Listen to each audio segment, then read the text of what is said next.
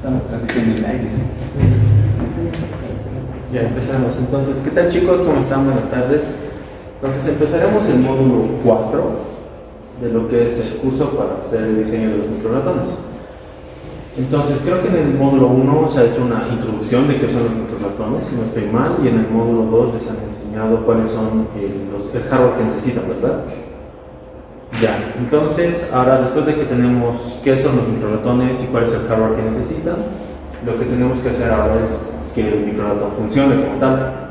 Entonces, funciona en dos niveles el software que lo controla. Hay un software de alto nivel, que es el que planea todo lo que tiene que ver con el laberinto, o sea, hace los algoritmos de búsqueda en el laberinto, revisa cuáles son los caminos, calcula cuál va a ser el camino que va a seguir, el camino más corto, el más rápido, todas esas cosas, ¿no? Entonces, ese es el primer nivel del software que tiene el microratón. Entonces, ese es de nuevo el que revisa el laberinto como tal. Entonces, ese es el primer nivel. El segundo nivel, que le estamos llamando nosotros abajo nivel, es un control directo de los motores. ¿Por qué? El microratón, cuando empieza a funcionar, ya sabe cuál es la ruta que tiene que tomar, o ya está calculando la ruta que tiene que tomar como tal. Sin embargo, ¿cómo va a moverse en esa ruta como tal? ¿Cómo tiene que mover los motores para que ese microratón realmente realice esa trayectoria? Entonces, ese es el segundo nivel del control que se tiene que realizar en el microratón. Entonces, para ello lo que vamos a hacer, al final vamos a llegar a eso, vamos a utilizar un simple PID, ya el tipo de controlador más sencillo que existe. Ya, esto es lo que les decía, tenemos dos niveles de software en cuanto al microratón. El primer nivel es el que nos dice el dato nivel, por ejemplo, dirígete a la celda 3,4 del laberinto. Entonces, eso es lo que hace el planificador, el primer nivel. Y el segundo nivel es el que diseña esto, gira 90 grados y avanza 10 centímetros controlando la velocidad y la orientación. Entonces, ese es el segundo nivel, el bajo nivel. Hoy día nos vamos a centrar en este nivel de acá. Mañana recién nos vamos a centrar en el último módulo. ¿Es el último, verdad? Sí. En el último módulo, que es el alto nivel, donde vamos a ver los algoritmos de búsqueda de laberintos. Perfecto. Entonces, nos adentraremos en este mundo del control. Ahora, el alto nivel son algoritmos como tal de búsqueda y el bajo nivel son algoritmos de control. Entonces, para poder saber cómo aplicar los algoritmos de control, primero tenemos que entender qué es el control realimentado. ¿Ya? Entonces, como ahorita solamente somos pocos, quisiera preguntarles, ¿saben qué es el control realimentado? ¿Se acuerdan? ¿Han pasado clases de eso o no tienen idea? ¿Nada? ¿Tú sabes algo? Más o menos. Superficialmente. Ya. Que la reglamentación ayuda a la estabilidad. ¿Sí? Y es una forma de que el sistema se autorregule, por decir eso. Ya, sí, es una buena definición, de hecho. Entonces, es más o menos eso lo que dijo el compañero. Cuando tenemos un sistema realimentado, otra forma que lo llaman es sistema de control automático. Ya se llama de control automático porque justamente controla o se regula de forma automática. Este es un ejemplo bien común y bien sencillito, que es un sistema de nivel de líquido. Entonces, este es un sistema de control realimentado, es un sistema de control automático. Vean que no es necesario que exista electrónica de por medio, en esto no hay nada de electrónica, no hay ningún circuito, no hay nada.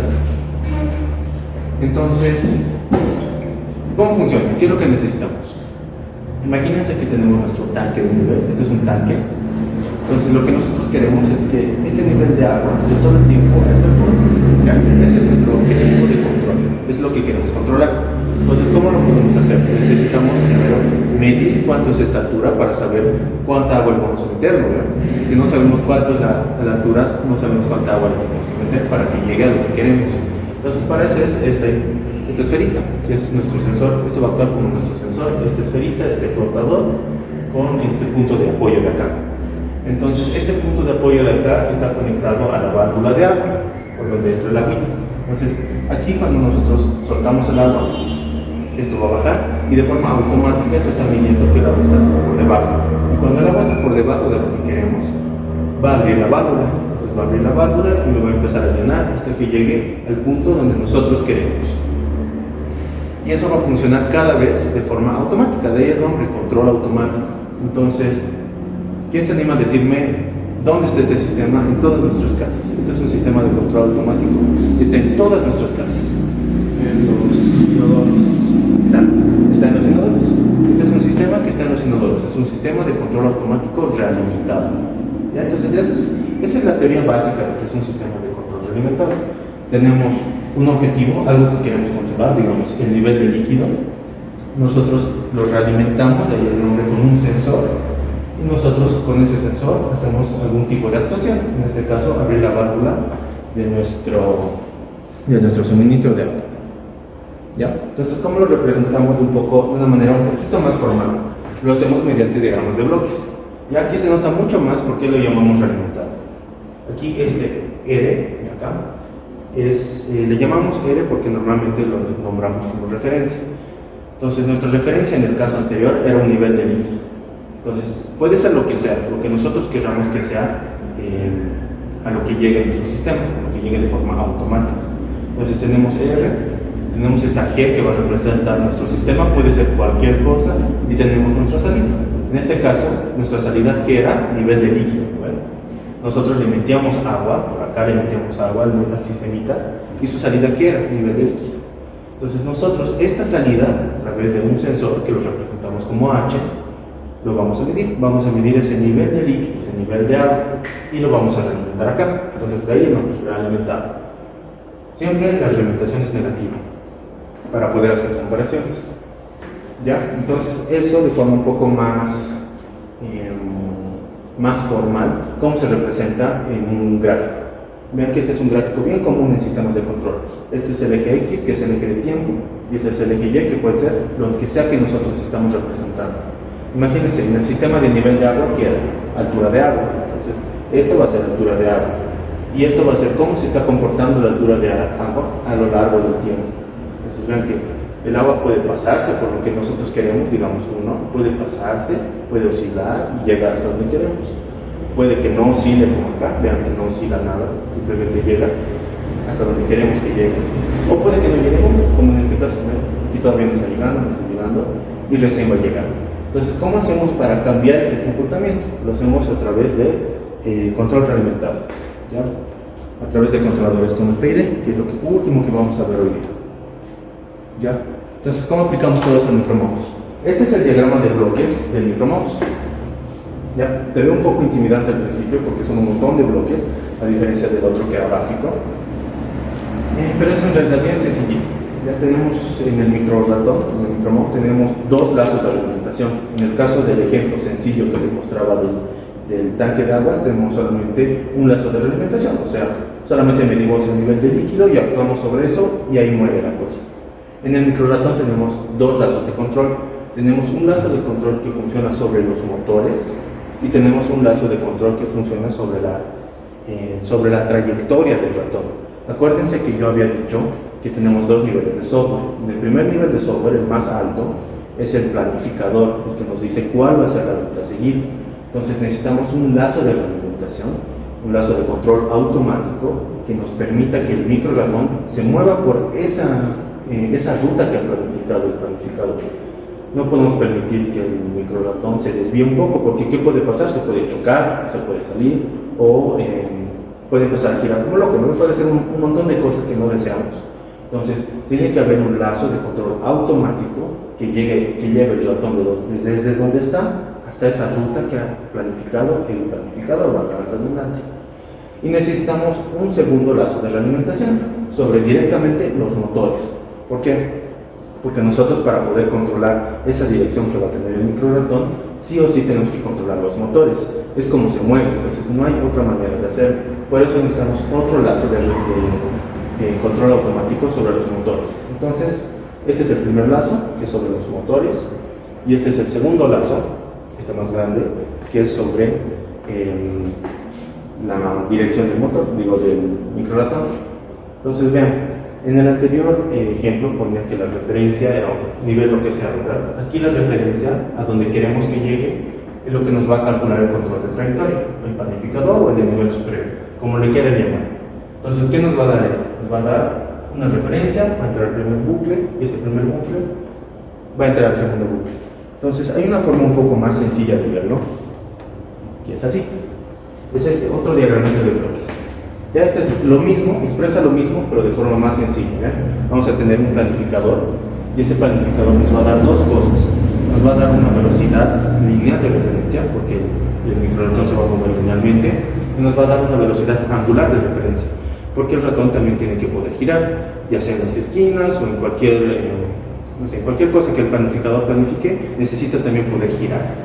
Entonces nos va a dar velocidad de referencia, velocidad lineal y velocidad angular de referencia, que es a donde tenemos que llegar. Esto nos da el planificador. Entonces de ahí entramos al PID de esta velocidad, velocidad lineal y velocidad angular que nos ha dado el planificador. De ahí esto va a salir a una cierta velocidad y va a entrar algo que se llama cinemática inversa. Ahora mismo vamos a ver qué es este bloque de cinemática inversa. Y aquí vamos a tener el último lazo de alimentación, que es el PID para los motores. Esto va a los motores. Entonces, para los motores, me imagino que en el módulo 2 les han enseñado que el microratón, por lo menos el que tenemos aquí, tiene un encoder y un IMU, ¿verdad? Me imagino que esto les han dicho. Sí, más o menos, ¿no? Ya, entonces tenemos dos formas de medir. Tenemos encoders y tenemos IMU. ¿Ya? ¿Los encoders para qué son? Son para medir directamente sobre el motor, ¿no? Alguna vez han debido utilizar encoders o saben más o menos qué son los encoders. Y si no, supongo que está en la grabación de ayer. Los encoders. Entonces, el IMU, ¿qué es? Es una unidad, las siglas en inglés de unidad de medición inercial. ¿Ya? El IMU, ¿qué tiene? Tiene un giroscopio y tiene un acelerómetro. Entonces, más o menos se está notando para qué utilizamos cada uno. Si usted tiene un giroscopio y un acelerómetro, ¿para qué lo utilizamos? Para poder medir esto, ¿no? La velocidad a la que se está moviendo el ratón y la velocidad a la que está rotando el ratón. Para eso utilizamos el IMU. De nuevo, porque tiene giroscopio y porque tiene acelerómetro. Para el encoder, ¿para qué lo utilizamos? Los encoders están puestos directamente sobre los motores. Entonces, ¿para qué lo utilizamos? Para saber qué tan rápido se están moviendo los motores. Por eso, esto viene desde los motores, va a ir a los encoders y también vamos a utilizar el IMU. Más adelante vamos a ver un concepto interesante que es la fusión de sensores. ¿Ya? Necesitamos utilizar los dos sensores al mismo tiempo para poder determinar la velocidad a la que se está moviendo el ratón y la velocidad a la que está rotando el ratón. ¿Ya? Eso se llama fusión de sensores. Más adelante vamos a ver cómo se hace. Y los encoders como tal los vamos a utilizar más que nada para el pedido de motores. Este es el diagrama de bloques básico de cómo se mueve el software a bajo nivel del ratoncito. ¿Ya? Entonces, ¿por dónde empezamos para poder realizar todo esto? Necesitamos utilizar modelos matemáticos. ¿Cómo vamos a hacer ese control que les mostraba hace rato con los modelos, con los sistemas alimentados? Necesitamos modelos matemáticos. ¿Ya? Necesariamente necesitamos eso.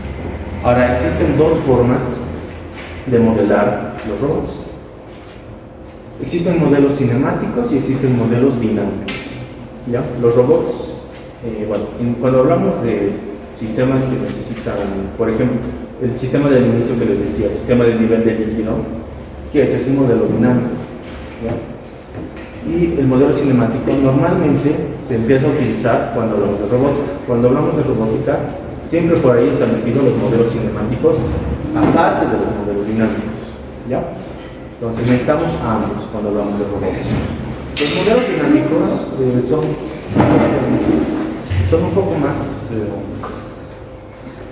no son tan importantes en este caso en particular. Nos vamos a centrar un poquito más en los modelos cinemáticos. ¿De acuerdo? Entonces necesitamos ambos modelos, cinemáticos y dinámicos. ¿Ya? Entonces aquí está un modelo. Bueno, estos son modelitos súper básicos de lo que son el modelo cinemático del ratón y el modelo dinámico del ratón. Vean, aquí tenemos un modelo cinemático. Este es un modelo cinemático muy sencillo.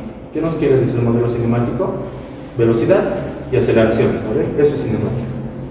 Este es el modelo dinámico, simplificado por si acaso, del motor. En el motor ya estamos tomando en cuenta fuerzas. Vean que aquí tenemos un torque. Entonces, para los modelos dinámicos, siempre van a haber fuerzas involucradas de por medio. En los modelos cinemáticos no van a haber fuerzas, solamente van a haber velocidades, distancias y aceleraciones, nada más. ¿Ya? Entonces, estos son modelos simplificados. Sin embargo, para el modelo del ratón necesitamos algo un poco más elaborado. Esos son los modelos que vamos a utilizar del ratoncito. Ahora creo que vale la pena, voy a intentar utilizar la presentación. Estos son los modelos cinemáticos.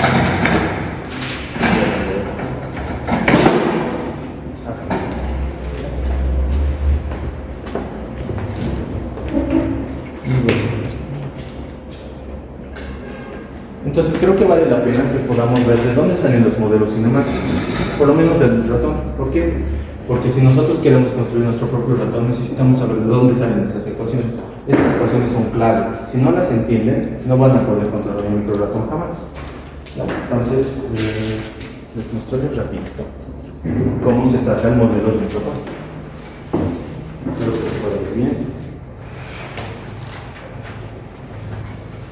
Imagínense que tenemos este sistema de coordenadas en X y Y, y después tenemos aquí nuestro ratoncito. Les han notado cómo es el ratón, ¿verdad? El ratón tiene dos ruedas y una bola local.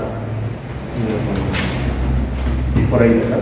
Entonces vamos a tener esto. Vamos a tener, digamos, este cuadrado que representa el ratón y vamos a tener dos ruedas a los lados. ¿Ya? Ese es nuestro ratón. Ahora, ¿qué otra información tenemos de esta cosa? Nosotros sabemos que va a tener una cierta distancia L, ¿no? Una distancia de ratoncito, ¿no? Ese es el tamaño de su ratoncito. Es importante que la sepan. Es totalmente necesario que la sepan, ¿ya? Entonces, ¿qué habíamos dicho que va a tomar en cuenta nuestro modelo cinemático? Va a tomar en cuenta velocidad lineal, va a tener en cuenta el ángulo que tiene nuestro ratoncito y además va a tener en cuenta la velocidad angular. Nosotros necesitamos saber qué tan rápido se está moviendo hacia adelante, necesitamos saber en qué posición está, o sea, qué tanto está rotando, necesitamos saber con qué velocidad está rotando y eso nos va a dar nuestro modelo cinemático. Entonces, a partir de esto lo vamos a sacar. Ya. ¿Qué otra información tenemos o qué otra información podemos sacar con los sensores que tenemos? Podemos sacar la velocidad de las ruedas, ¿verdad? Con los encoders. Con los encoders podemos sacar la velocidad de ambas ruedas. Entonces podemos sacar la velocidad angular de la rueda derecha, podemos sacar la velocidad angular de la rueda izquierda. ¿Ya? Ahora tenemos que relacionar todo. Porque nosotros lo que podemos medir es esto, velocidad de la rueda derecha, velocidad de la rueda izquierda. Pero nosotros, directamente con esto, así como está, no podemos saber la velocidad lineal ni la velocidad angular del robotcito.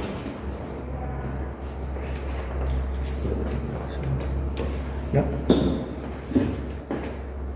Entonces, primero lo que tenemos que pensar es, cuando las dos ruedas giran al mismo tiempo, ¿qué sucede? El ratón simplemente va a ir hacia adelante. Ahora, para que gire, ¿cómo haríamos para que gire? ¿Cómo creen? Una hacia atrás y otra hacia adelante.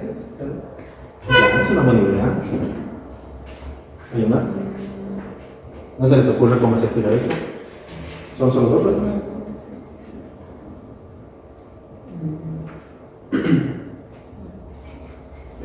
Que uno gire más rápido que el otro. Sí, eso es lo más sencillo. Se puede hacer que uno gire hacia adelante y uno hacia atrás, no hay ningún problema, el modelo lo va a capturar, pero lo más fácil para analizar es lo que dijo el punto. Podemos hacer que una rueda gire más rápido que la otra. Imagínense si la rueda izquierda está totalmente quieta y la rueda derecha empieza a girar. ¿Qué va a pasar? El robotcito va a empezar a girar sobre la rueda izquierda, ¿no ven? Va a empezar a rotar ahí mismo. ¿Ya? Entonces, este va a ser su punto de rotación. Ahora, ¿qué sucede si la rueda izquierda sí se está moviendo, pero se está moviendo lentito? Si la rueda izquierda se está moviendo lentito y la rueda derecha se está moviendo mucho más rápido, ¿qué va a suceder? Va a empezar a avanzar a la vez que gira, ¿verdad? Porque las dos se están moviendo. Ahora la pregunta es, ¿alrededor de qué punto está girando? Va a girar alrededor de un punto por acá, fuera del robot. Este punto se conoce como el punto CIR, ¿ya? Es el punto de el centro instantáneo de rotación. Eso significa así, ¿ya? Eso sucede en todos los robots e incluso en los autos. Cuando ustedes giran el volante, se genera un punto CIR por fuera del auto. Entonces por eso empieza a girar, ¿ya? Entonces este punto CIR siempre va a estar alineado con las ruedas, ¿ya? Siempre va a estar alineado con las ruedas. Entonces, desde el centro de nuestro robot podemos llamarle a esta distancia, desde el punto 0 hasta el punto medio del robot, lo podemos llamar R, ¿ya? Una R mayúscula. ¿Cuánto vale? Depende de cuánto estén girando las ruedas, ¿verdad? Entonces, es una variable R cualquiera. Genial. Entonces, ¿qué podemos decir con esta información? Podemos sacar estas ecuaciones, ¿no? La velocidad lineal de nuestro robotcito, aquí va a ser igual. Va a ser igual a el radio. ¿Cuál es el radio? La distancia al punto de giro, ¿no ves? R, multiplicado por la velocidad angular. ¿Listo? Entonces esa es una primera ecuación. Una segunda ecuación que podemos sacar es esta, ¿ya? ¿Cuál va a ser la velocidad hasta esta rueda izquierda o hasta esta rueda derecha? Podemos sacar lo mismo, ¿verdad? Con esto. Vamos a tener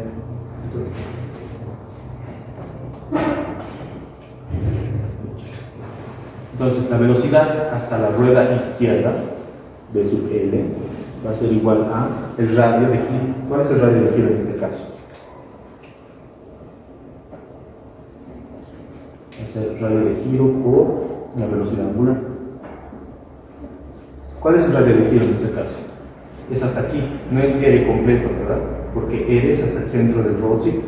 Entonces va a ser la distancia R menos este pequeño cachito. ¿Cuánto vale este pequeño cachito? La mitad, ¿lo ves? Entonces, si el robot, su longitud es L, la mitad es L menos. Entonces, esto es L más L menos. Lo mismo es para la rueda derecha. Vamos a tener L más L menos. Esto multiplicado por la velocidad angular. Listo. Ya tenemos tres ecuaciones. Ahora necesitamos una forma de relacionarlas todas. Y esa forma de relacionarlas todas es fijándonos en la ruedita. Imagínense que esta es la ruedita. Mis ruedas son feas, así que ya, imagínense que esa es la ruedita. ¿Ya? La ruedita se está moviendo con una velocidad angular. ¿Velocidad angular qué? Digamos que es la rueda derecha. Digamos que es la rueda derecha. Velocidad angular de la rueda derecha. Y aquí también va a tener una velocidad lineal. La velocidad lineal de la rueda derecha. ¿Ya? Entonces aquí tenemos un dato que conocemos. Y ese es el radio. Otro colorcito. Y ese es el radio de nuestra llantita. Nosotros vamos a comprar nuestra llantita y vamos a conocer cuánto es su radio. De hecho, creo que vienen las características. Entonces, ese radio lo voy a llamar R minúsculo. Bien. Entonces, de aquí podemos sacar más ecuaciones. Podemos sacar que la velocidad lineal de la rueda derecha es igual a el radio de la rueda multiplicado por la velocidad angular de la rueda derecha. Ya tenemos la velocidad angular de la rueda derecha, lo podemos relacionar con estas ecuaciones de acá. Con la rueda izquierda va a ser exactamente lo mismo, ¿ya? Velocidad lineal de la rueda izquierda, multiplicada por el radio de la rueda, por la velocidad angular de la rueda izquierda. ¿Listo? Entonces ya podemos relacionar todas las ecuaciones. Podemos empezar con estas dos. Estas dos son importantes. Con estas dos. ¿Qué pasa si sumamos estas dos ecuaciones? Ya no tengo espacio. Voy a borrar esto de acá. Voy a borrar el curso.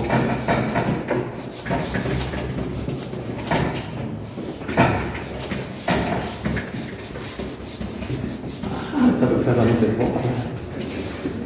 Ya.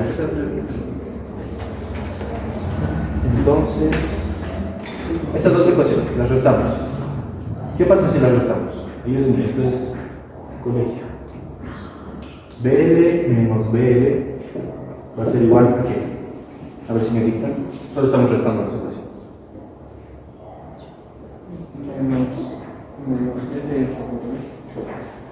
Menos L por W, ¿verdad? Ya. Ahora, esta B sub L y B sub R, ¿dónde tenemos igual? Tenemos aquí. En las ecuaciones que habíamos sacado de la ruedita. Ya. Entonces, ¿qué pasa si las reemplazamos? Vamos a tener L menos multiplicado por el radio. Sí, sí, estamos de acuerdo, ¿verdad? Solamente reemplazado y me cambio el orden para deshacerme de este menos de acá. Entonces, aquí que tenemos omega es igual a radio de la ruedita dividido entre la longitud del robot multiplicado por la velocidad angular de la rueda derecha menos la velocidad angular de la rueda izquierda. Y esta es nuestra primera ecuación de la cinemática directa. Esta es bien importante. Nuestra primera ecuación de la cinemática directa. Vean que nos relaciona todas las variables que queremos. Tenemos la velocidad angular de cada una de las ruedas y nos va a dar la velocidad angular del robot completo. Entonces, si nosotros podemos calcular la velocidad angular de nuestras ruedas con los encoders, podemos saber cuál es la velocidad angular de todo nuestro robotcito aplicando esta formulita. ¿Ya? Y lo mismo pasa si en lugar de restar estas, las sumamos. Si en lugar de restar las sumamos, lo tenemos. Vamos a poner DL más DL igual a 2 veces L por W. Eso tenemos, ¿no ves? Si sumamos las ecuaciones en lugar de restarlas. Y aquí igual, volvemos a reemplazar esas dos ecuaciones.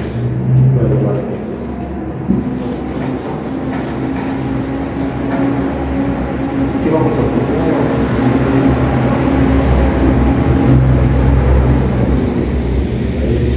igual a 2 veces. ¿Qué era R por W?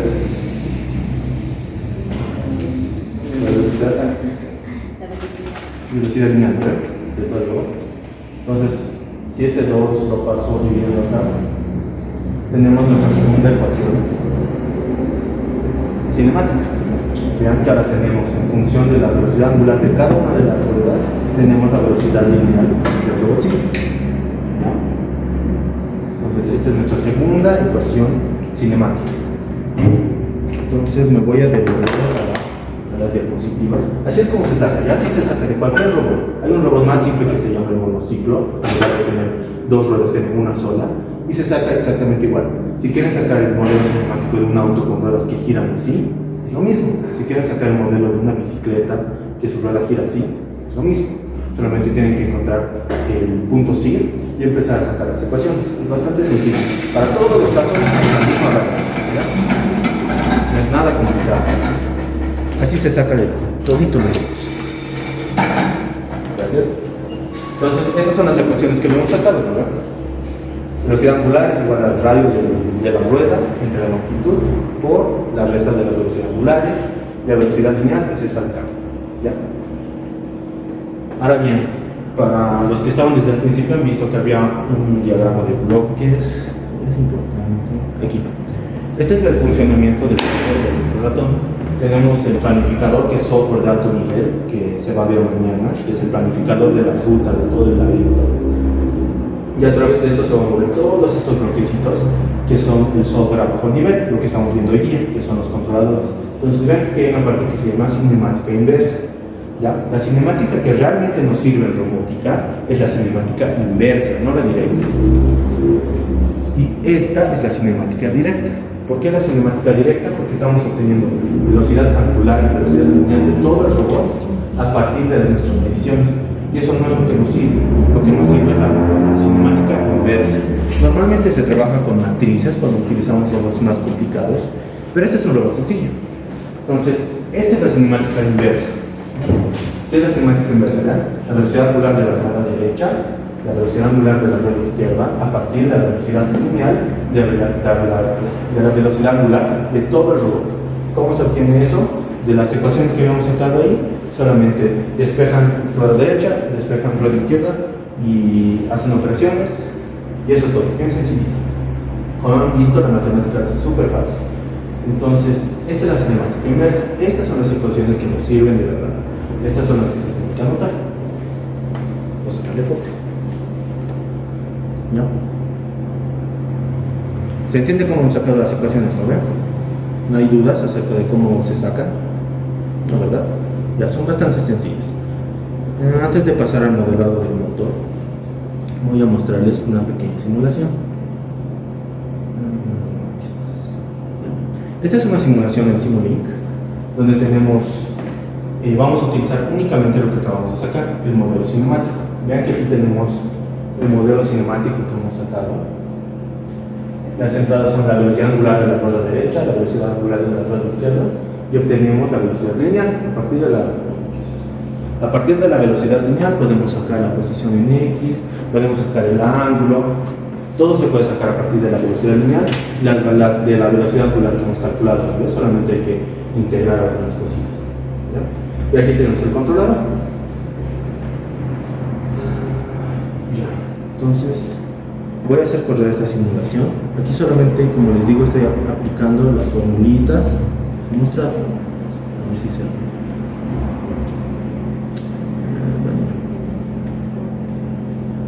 Aquí debe estar. Aquí está. ¿Vean? Vean que en el controlador, ¿qué cosa está en el controlador? El modelo cinemático inverso. De nuevo, ese es el que nos sirve de verdad, el cinemático inverso. Vean cómo funciona. Nosotros vamos a tener, en inglés es set point, lo que les decía referencia, hasta dónde queremos que llegue nuestro sistema. El rally point, como lo he puesto aquí, nuestra medición de cuál es la posición del robot. Y aquí lo vamos a poner, aquí lo vamos a volver en vectores y cosas así, para que pueda entrar en mi modelo cinemático inverso. Entonces, en mi modelo cinemático inverso voy a tener la velocidad de la rueda derecha e izquierda que tengo que voltear al robotcito para que empiece a seguir la ruta que yo le he dicho que siga. ¿Ya? Entonces voy a hacer correr la simulación. La ruta que le he dicho que siga es algo sencillo, solamente un seno. Entonces, ¿qué cosa debería hacer el robot? Debería moverse como un hombre, ¿verdad? Entonces, a ver, ojalá funcione. Voy a hacer correr la simulación.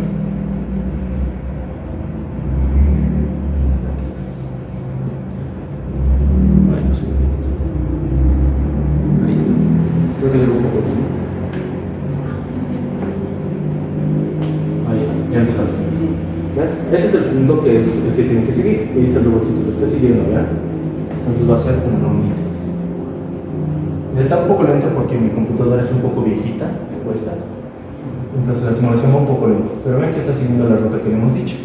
Esto es a partir de nuestro modelo cinemático nada más. Entonces, cuando nosotros realmente lo pongamos en nuestro micro ratón, ¿qué cosa más le tenemos que meter? Le tenemos que meter un controlador de las ruedas, ¿no? Porque aquí, de nuevo les muestro. ¿Qué cosa hemos sacado? Hemos sacado la velocidad angular de la rueda derecha y la velocidad angular de la rueda izquierda. Y eso le estamos metiendo al modelo cinemático. Vean, aquí está el modelo cinemático. Vean, aquí está, modelo cinemático. Nosotros en la vida real, para poder introducir esa velocidad a nuestro motor, a nuestro robotcito, tenemos que hacer un controlador para que el motor realmente gire a esa velocidad. Porque si no gira realmente a esa velocidad, no va a seguir la ruta, va a hacer cualquier cosa. Ya por eso necesitamos dos bucles de control. Este es el primer bucle, el más grande del control.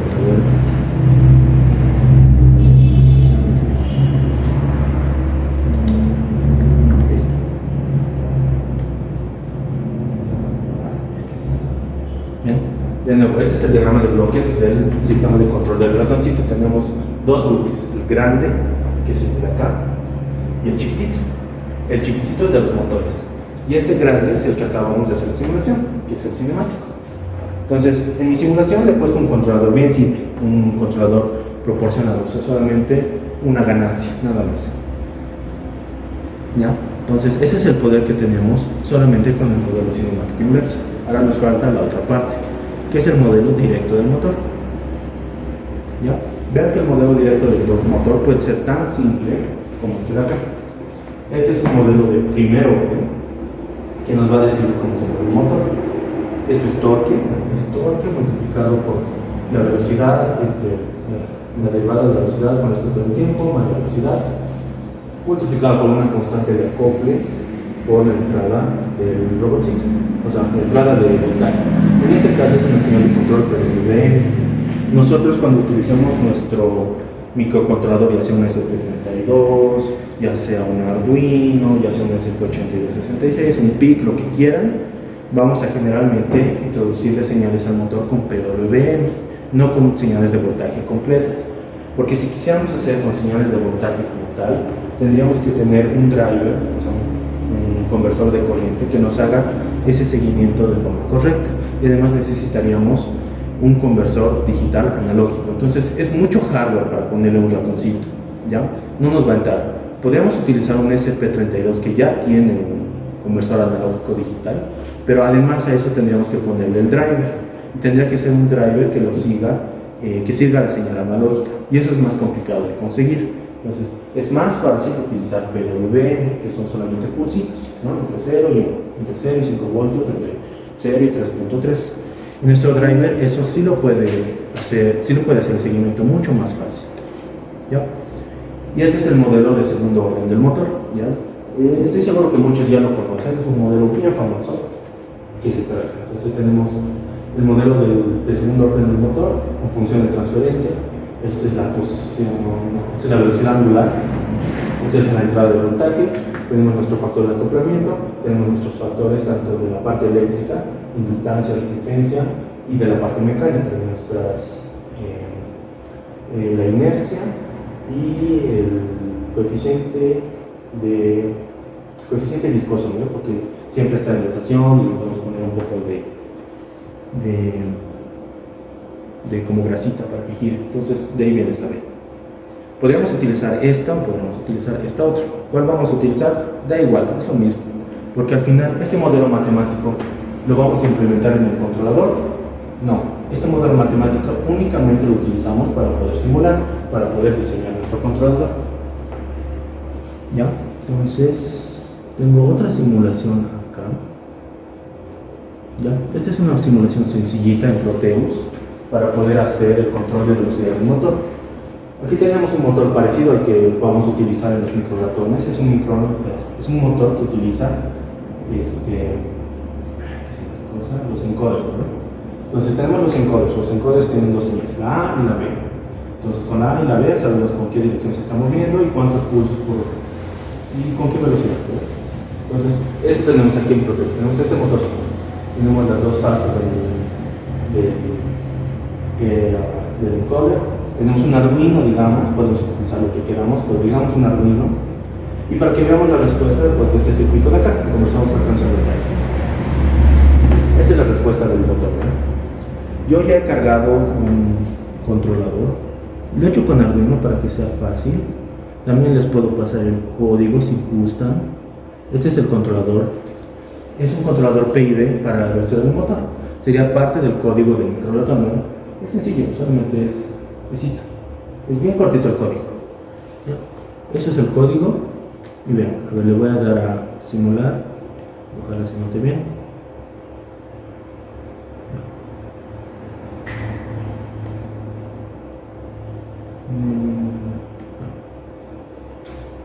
Ahí está. Espero que se note. Entonces, ¿qué tenemos aquí? Tenemos el motor que se está moviendo a la velocidad que yo le he dicho con mi controlador, en que se está moviendo a una velocidad constante. Y esto es el monitor serial que estoy conectando aquí a mi Arduino. Entonces, ¿qué cosa está calculando? Está calculando más o menos unos 200 hasta 205, se pasa un poquito, está alrededor de 200 RPM, ¿ya? Y aquí me está diciendo el valor de PWM que le está introduciendo el motorcito. Entonces, esto se está moviendo alrededor de 200 RPM. ¿Por qué? Porque yo en mi código le he dicho que se mueva a 200 RPM. Aquí está.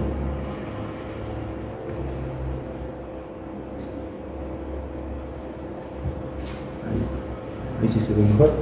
Ahí está, ¿ven? Set point 200. Entonces se va a mover a 200 RPM.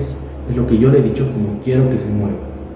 Entonces, en la simulación lo está haciendo. Ven que ahí se está moviendo aproximadamente a 200 RPM. Siempre va a haber un poco de variación. Lo bueno es que esta simulación es bastante buena. Y va a haber un poquito de variación. En la vida real también va a haber un poquito de variación. Es imposible que nos mantengamos siempre a lo que queremos. Vean, aquí está mi simulación. Esta es la respuesta que vamos a tener. ¿Vean? Tenemos el eje del tiempo aquí. Y en este eje tendríamos lo que es la velocidad, ¿lo ven? RPM. Entonces la velocidad va a empezar a subir. Va a oscilar un poquito aquí, va a tener sobrepicos y va a llegar a los 200 RPM que yo le he dicho. Entonces nosotros, el software, cuando empiece a ejecutar, voy a regresar a la presentación. Cuando empiece a ejecutar aquí, ¿qué le va a decir? Aquí le va a decir, yo quiero que se mueva a 200 RPM, ¿verdad? Entonces esto va a entrar al controlador y el controlador va a hacer que se mueva a 200 RPM. Han visto ahorita, ha funcionado, se ha movido a 200 RPM. Eso va a ser nuestro controlador. Entonces ya hemos visto los dos niveles, ¿no? El primer nivel del controlador, ¿qué es? El modelo cinemático. Entonces el segundo nivel es el de los motores. Les he mostrado un ejemplo con un Arduino y un motor sencillo en Proteus. Entonces es lo mismo que se aplicaría al microratón. Ahora bien, ¿eso es todo para poder controlarlo? En teoría sí, pero necesitamos una cosa más. ¿Cómo medimos esas cosas? ¿Cómo vamos a medir como que realmente se está moviendo a esos 200 RPMs? En la simulación de Proteus es fácil, vean que solamente tenemos que conectar estos de acá al Arduino y ¡zas! Funciona. Pero en la vida real nuestros encoders, nuestras mediciones no son tan sencillas. Nosotros tenemos que medir el encoder y tenemos que medir con el IMU, con la unidad inercial con la unidad inercial. Entonces, para eso tenemos que utilizar fusión de sensores. ¿Por qué? Como les había dicho, necesitamos conocer todas esas variables. Necesitamos conocer la velocidad lineal, la velocidad angular del robot y necesitamos conocerlo de manera precisa. Entonces, solamente con los encoders no se puede. ¿Por qué? Porque los encoders son un poco lentos. Solamente con el IMU, con la unidad inercial o inercial, tampoco se puede, porque tiene mucho error. El IMU funciona con un giroscopio y con un acelerómetro. El giroscopio es lento, el acelerómetro tiene mucho error. ¿Por qué? Porque mide aceleración y a partir de eso calcula velocidad y posición.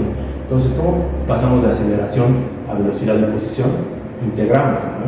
Entonces, si integramos, digamos que la aceleración es 0, pero el IMU está midiendo 0.001. ¿Qué pasa si integramos eso? Se vuelve una constante. ¿Qué pasa si lo volvemos a integrar? Se vuelve otra constante. Entonces, hay un fenómeno con los IMUs que se llama deriva.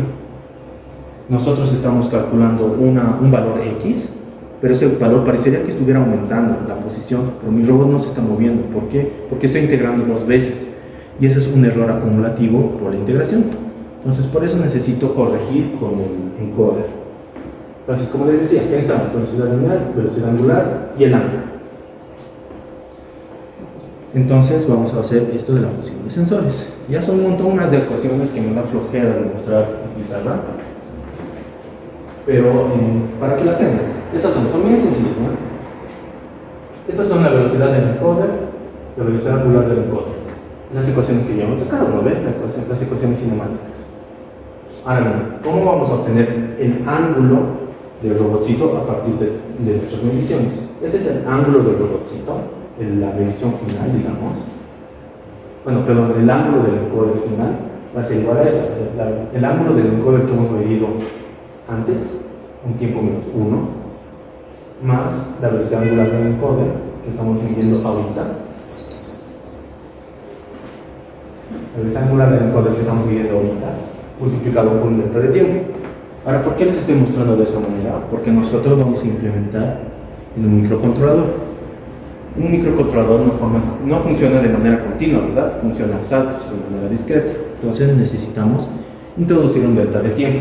Cada cuánto tiempo se va a ejecutar el algoritmo, y es este delta de tiempo. Entonces este K más 1 es la última vez que se ha ejecutado el algoritmo. Y con esto vamos a tener el ángulo calculado por el encoder. ¿Ya? Este es el ángulo del encoder. Ahora, ¿cómo hacemos la fusión de sensores? Los IMUs son fáciles de manejar porque tienen librerías, solamente descargan su librería y ahí ya pueden ver cuál es la velocidad que calcula, la aceleración, la posición, todo eso. Entonces son fáciles de manejar. Entonces, el ángulo final estimado utilizando lo del encoder y lo que nos dé el IMU es con esta formulita. ¿Ya? Es un factor alfa por el ángulo estimado, o sea, un tiempo antes, la anterior vez que se ejecuta el algoritmo, más la velocidad angular del giroscopio por un delta de tiempo, cada cuánto se está ejecutando un algoritmo, esto más 1 menos alfa, esta misma alfa, multiplicado por el ángulo del encoder, que he calculado acá. ¿Ven? Esto que he calculado. Entonces, aquí ya estoy combinando mis mediciones del ángulo del encoder y mis mediciones del IMU, del giroscopio. Y con esto ya tengo mi ángulo estimado. Esta es mi medición de ángulo real. Otra cosa que tal vez se esté preguntando es cómo saco la velocidad angular desde los encoders, y es con esta fórmula. ¿Ya? Es un poco obvio, creo. Bien, son los pulsos divididos entre el delta de tiempo, cada cuánto ejecuta el algoritmo, por un K. ¿Ya cuánto vale este K? Vale cuántos pulsos tengo por vuelta. Por ejemplo, en este Proteus es esto, ¿ya? Son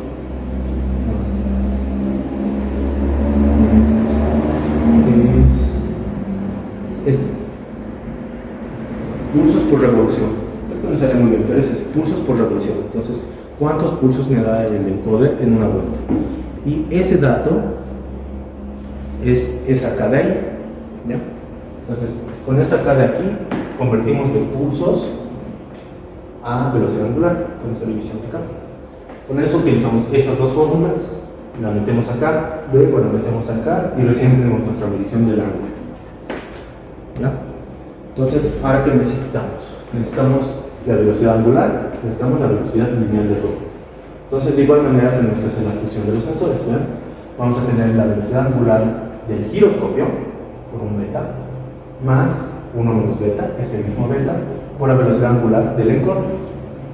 ¿Ya? Entonces, con esto vamos a poder calcular la velocidad angular estimada, o sea, nuestra medición de verdad. Y por debajo tenemos algo similar, ¿ya? Tenemos la velocidad lineal estimada, que va a ser un gamma por la velocidad calculada a partir del acelerómetro, más 1 menos gamma por la velocidad calculada por el encoder. Ya, las fórmulas se parecen. Ahora, hay un problema aquí, no sé si alguien se da cuenta, que he dicho hace rato que tenemos un problema con utilizar el acelerómetro. ¿Cuál era el problema que les había dicho?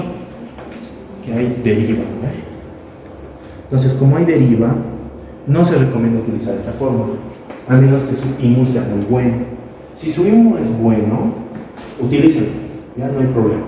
Pero como son IMUs no muy profesionales, que son de Arduino, digamos, no muy profesionales, entonces no es recomendado. ¿Por qué? Porque lo que les había dicho, la aceleración la tenemos que integrar. Y como la tenemos que integrar, va a haber un pequeño error acumulativo. Entonces, esta ecuación no es muy útil. ¿Ya? Lo recomendable, si su IMU no es bueno, es quitar esto, quitar este factor y utilizar únicamente la velocidad calculada por los encoders. ¿Ya?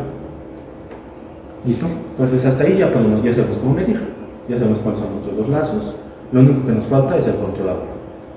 Entonces, ¿cuál es el controlador que vamos a utilizar? El más simple de todos, el PID, ¿no? Porque es fácil de utilizar, cualquiera puede utilizarlo. Entonces, ¿qué es el PID? Su nombre es, ¿qué significa? Proporcional, integral y derivativo. Entonces, tenemos tres acciones. ¿Por qué creen que tenemos tres acciones? ¿Para qué creen que es cada una de estas? Tú respondes, tú eres de control. ¿Qué más es de control? ¿Tienes? Y ahora, ¿para qué sirve el proporcional? Es más el proporcional, al proporcional solamente es para meter una ganancia. El derivativo es más o menos calcula las pendientes y a partir de ello calcula o predice el futuro más o menos. En cambio, el integrativo es como calcula las áreas, entonces puede determinar más o menos como los estados pasados a partir del error. Ya, sí, es una excelente definición. Proporcional solamente es una ganancia. ¿Ya? Entonces, nosotros vamos a tener nuestra referencia a donde queremos llegar menos lo que hemos medido. Eso tenemos un error entre qué? Entre nuestro estado deseado y nuestro estado actual. Eso lo multiplicamos por una ganancia. ¿Por qué? Porque ese error podría ser muy chiquito. Imagínense si en el sistema del motorcito que les mostraba, imagínense que la diferencia entre los 200 RPM que yo quiero y la realidad son 198 RPM. Son 2 RPM, entonces si eso lo convierto a PWM, tal vez sea un ciclo de trabajo de 0.01%. ¿Eso va a hacer que el motor se mueva algo más? No, se va a mover exactamente igual.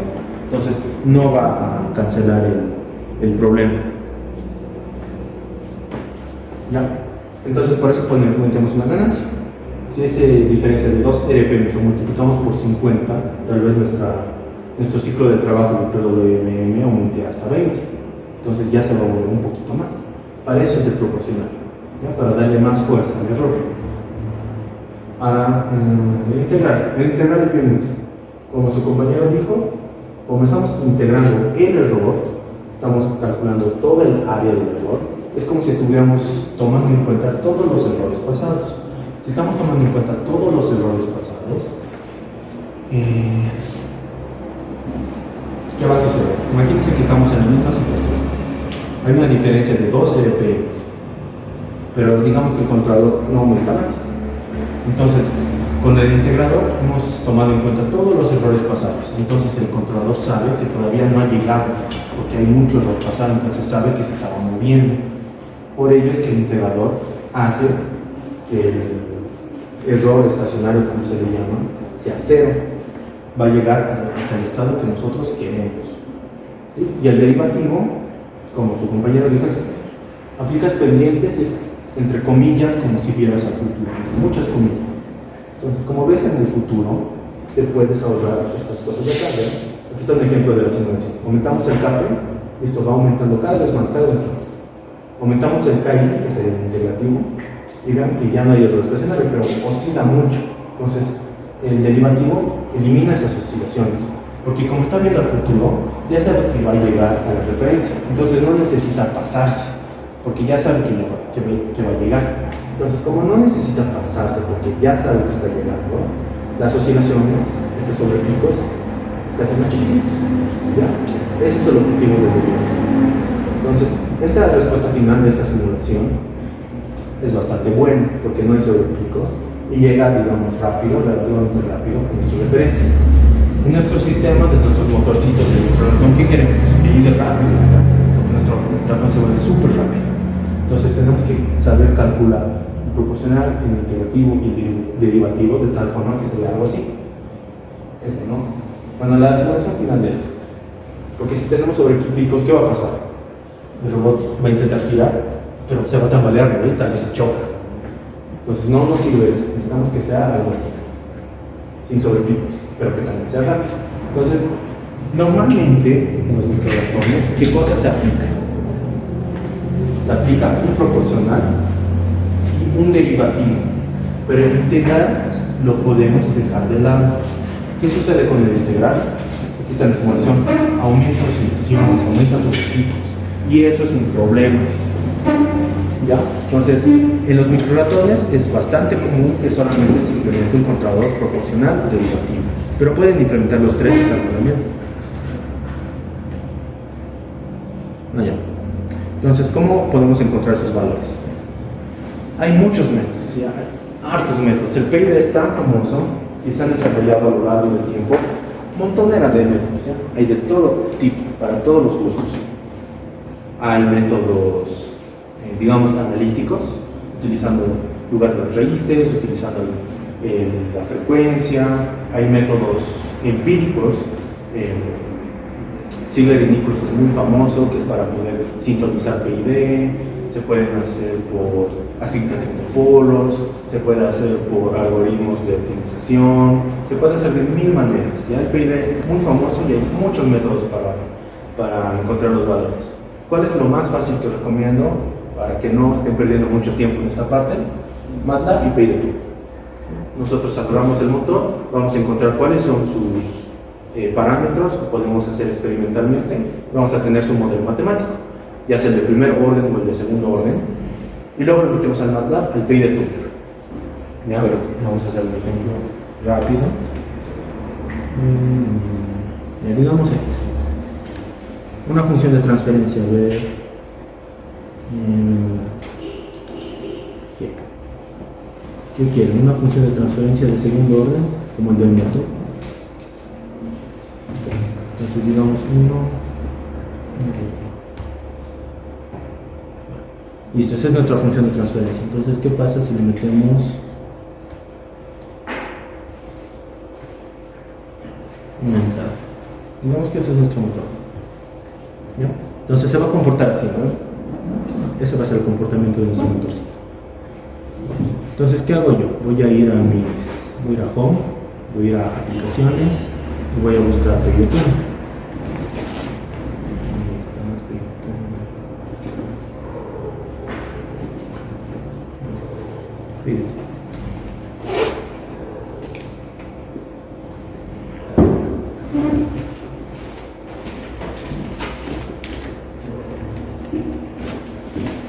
Denle un momento, es antiguito.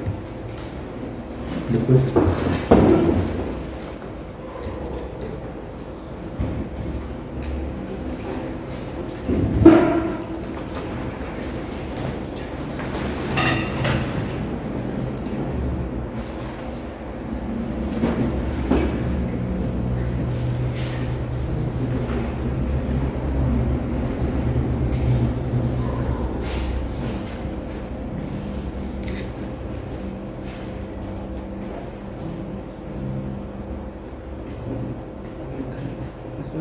Descanso, 2 minutos.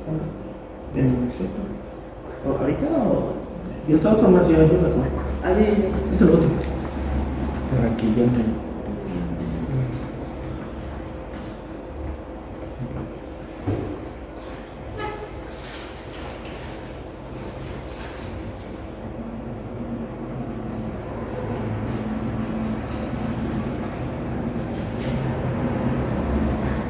Listo. Entonces, ¿ahí qué podemos hacer? Podemos cambiar qué cosa queremos. Queremos que sea más rápido, queremos que sea más lento. Si es más rápido, va a tener más oscilaciones. Entonces, ya habíamos dicho, para que tenga menos oscilaciones, tenemos que cambiar el tipo de controlador, pero ya...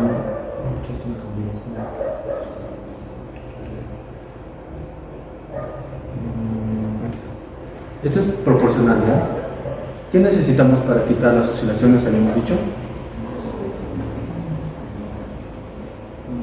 ¿Cuál necesitamos? Integral, derivativo, más proporcional.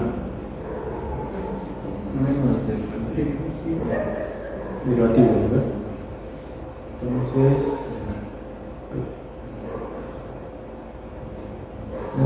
Puedo hacerlo más agresivo, o sea, con más oscilaciones, pero también puedo hacerlo más robusto, o sea, con menos oscilaciones, ¿ya? Ya no oscila. Puedo hacer que sea más rápido, todo lo rápido que quiera, ¿no? Súper rápido. Hay una oscilación bien chiquitita, miren este sobrepico, y yo también puedo modificar esto. ¿No? Y ya no hay sobrepico.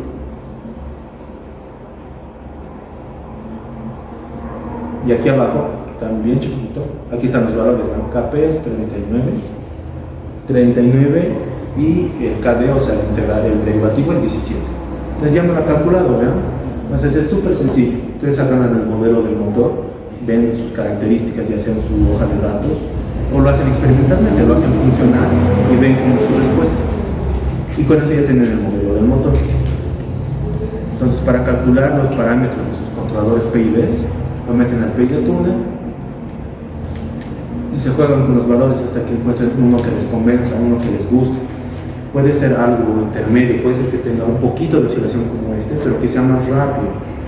Depende mucho de lo que quieran lograr. Ahora, después cuando lo implementen, no va a ser exactamente esta curva, va a variar un poquito, porque hay cosas que no tomamos en cuenta al momento de modelar. Entonces va a variar un poquito. Entonces, eso se llama hacer ajuste fino. Ustedes lo implementan, van a ver que va a variar un poquito. Y hacen ajuste fino, cambian el KP un poquito, lo aumentan un poquito, el KD lo pueden bajar, lo pueden aumentar. Depende de ustedes. Y entonces van a tener su PID ya ajustado en una tarde. No lleva más de una tarde hacer eso.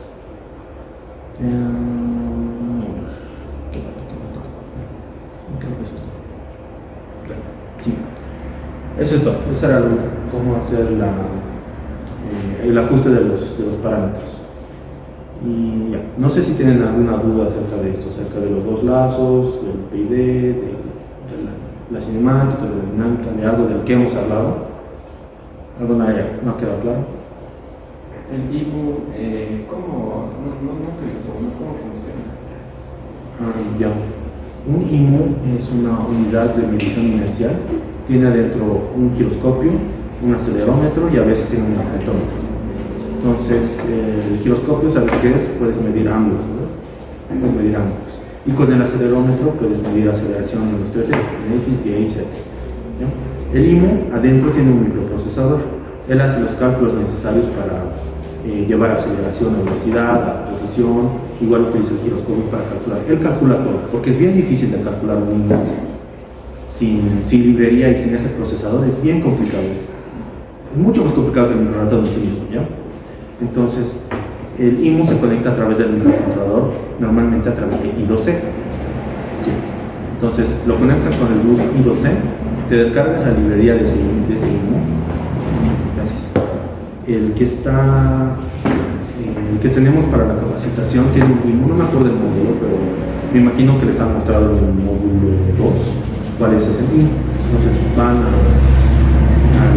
IDE de Arduino, se descargan la librería y de ahí directamente leen cuál es la posición y cuál es la velocidad. ¿Ya? Eso es todo con el IMU.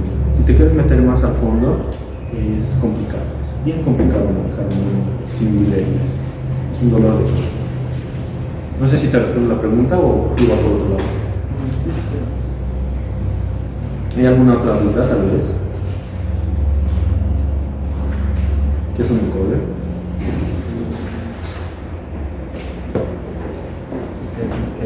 Pregunta de entregar los chicos.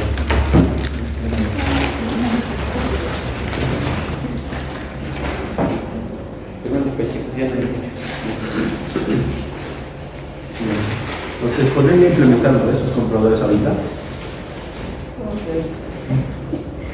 No tienen preguntas, chicos, entonces me imagino que ya ahorita si les doy el motor lo hacen funcionar, ¿no? Ya. Aquí está el código, ya les voy a pasar, bueno, les va a pasar a los administradores y van a tener el código, entonces eso es para controlar la velocidad del motor. Si quieren controlar la posición, solamente tienen que integrar el modelo, ¿no? Entonces eso ya se lo dejo a ustedes. Pero igual es bastante sencillo controlar la posición del motor.